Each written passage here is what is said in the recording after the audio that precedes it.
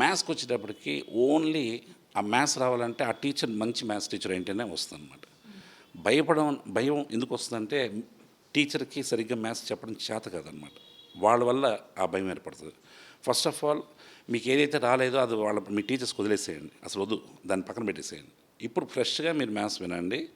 Maths కాదు, reasoning, common sense అంతా కూడా మీరు వచ్చి కూర్చొని వింటే అప్పుడు this is the real maths అనేది మీకు అర్థమవుతుంది అనమాట. సో నెవర్ అంటే ఆ భయం అనేది అసలు తీసి పక్కన పెట్టండి. అసలు అది మీ భయం మీకు మీరు చేసుకుంది కాదు, అది మీ టీచర్ వల్ల జరిగింది. అది మ్యాథ్స్ టీచర్ వల్ల జరిగింది. మీ చిన్నప్పుడు 6th 7th 8th టీచర్స్ వల్ల జరిగింది అది. నేను ఎంబీఏ మళ్ళీ ఎంఏ హిస్టరీ, కానీ నేను 10th క్లాస్ వరకు మ్యాథ్స్ బాగా చేసేవాడిని. మరి ఎందుకు వచ్చింది? 6th class 7th class 8th class మా టీచర్స్ స్ట్రాంగ్గా మాకు చెప్పారు కాబట్టి ఆ బేసిక్స్ వచ్చినాయి. ఈరోజు మ్యాథ్స్ టీచర్ నేను, బట్ నా డిగ్రీ వచ్చేసి BA economics history political science, MA history. మరి నేను ఎలా చెప్తున్నాను అంటే that is only because of our school. దీంట్లో మాకు టీచర్స్ ఇచ్చిన ఫౌండేషన్ అలాంటిది. So if you have a best teachers, no doubt you'll have best maths. కాబట్టి లేదు తీసి పక్కన పెట్టేయండి. ఇప్పుడు మేము చెప్పింది వినండి ఇప్పుడు. సో దట్ ఈస్ వాట్ మా ఇన్స్టిట్యూట్ ఇప్పుడు చెప్పే ఇది ఏంటంటే, మీకు ఏ భయాలున్నా ఈ పని పక్కన పెట్టేసేయండి. జస్ట్ ఫ్రెష్ మైండ్స్ వినండి. ఏది అవసరమో అంతవరకే చెప్తాం.